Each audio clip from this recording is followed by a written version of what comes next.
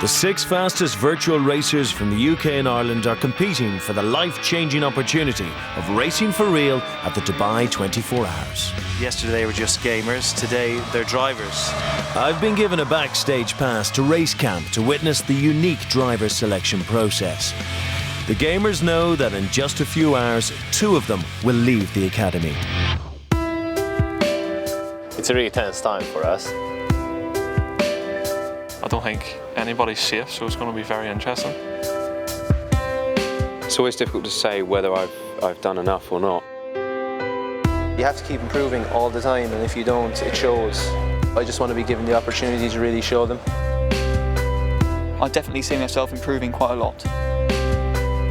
If you lose, you just, I don't know, just be back to normal day-to-day stuff, just be boring again. They have just one more challenge to prove to the judges that they deserve to stay.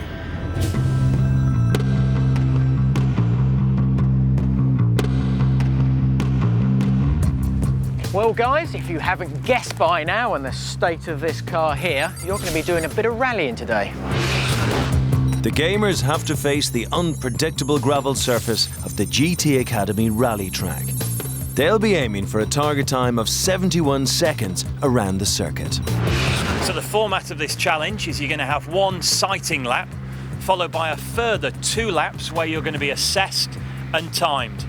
GT Academy is really getting serious now. You have to impress us. Give it your best shot.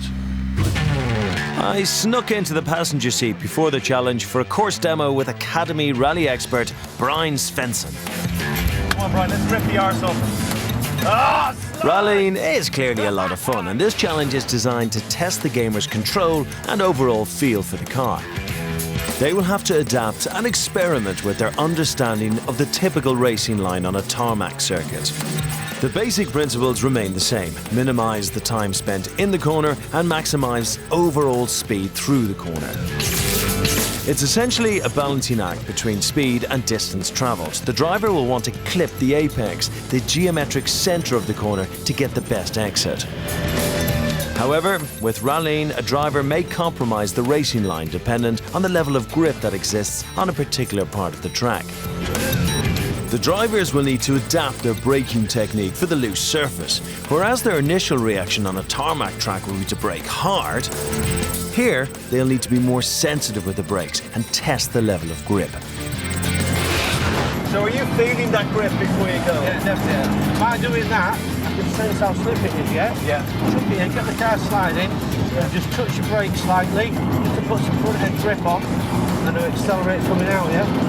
In terms of this being a test of kind of natural ability and understanding of how a car moves and what a car needs, it's actually, there's no better test, is there? It's really? perfect. It's perfect for this, you know. Well, I don't hate rallying. I'm just... Look, are these the hands of a man that does rallying? No, they're not. I've got nice and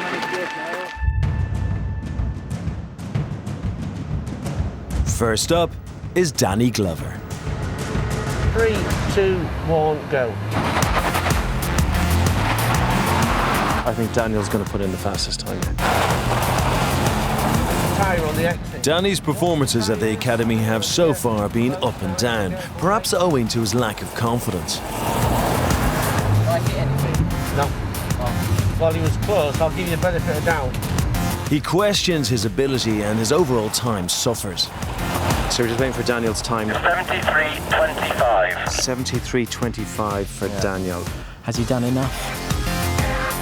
Looks like I was wrong about Danny. He's 2 seconds off the judge's target time, and he has to hope the other gamers are also off the pace. My moment's arrived. Should be real good. A bit more power. Go on. Jack O'Neill's time was a 71.40. Come on, get on the power. Come on, let's go. Too slow. Van Demesh, 2 seconds off, 73.38. Right turn. Don't cut. That's where you're going. Get your wipers on, man. David Williams, 73.10. 73.10. I really should have put wipers on before we started. After 4 gamers, Jack O'Neill sits at the top of the pile, with David Williams second and Danny third. The final two gamers are Thomas Gibson and Des Foley, two drivers with completely different racing styles, and both need a good performance.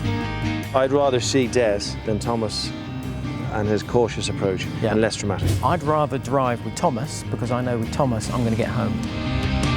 With Des, it's great, but would you want to rely on him? No, I don't think so, because there's always that feeling, apprehension that he's going to make a mistake and whiz off the track and your race will be over. Thomas is first to go. He's quick down there. If you get all ragged and sideways, you're generally very, very slow. You've got to be very neat, very precise.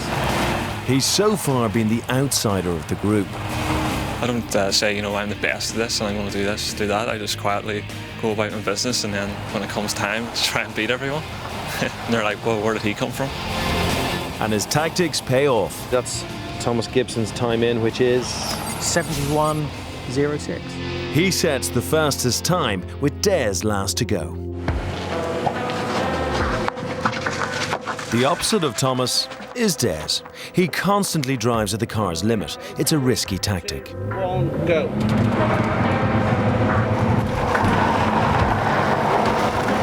He's faster than Thomas through the first sector and looking good for first place. He's got a really nice technique, I have to say. there again, look at that, that's nice. But then it all starts to fall apart. What's the tyre?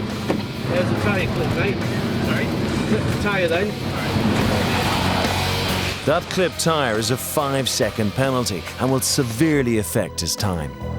You get overconfident, what happens? You normally whiz off the track or spin. And that's what we don't want to see. I think I may have clipped the tyre, so if that is the case, unfortunately, penalty. One thing we do look for is pinpoint accuracy, lap on lap on lap. And if they can't negotiate around a cone or tyre, it gives us an indication of perhaps their awareness isn't what it should be. Des's time puts him in last place, but without the penalty, he would have been first by more than a second. Danny Glover is 2 places above in fourth, and Thomas Gibson wins the challenge.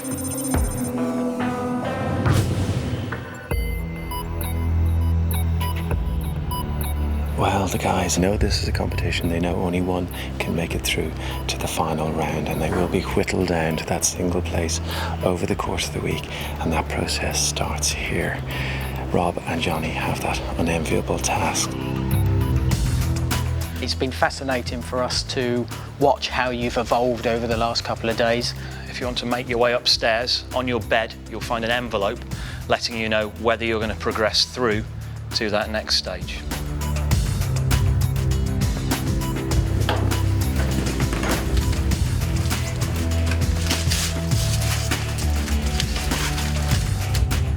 Our bottom two.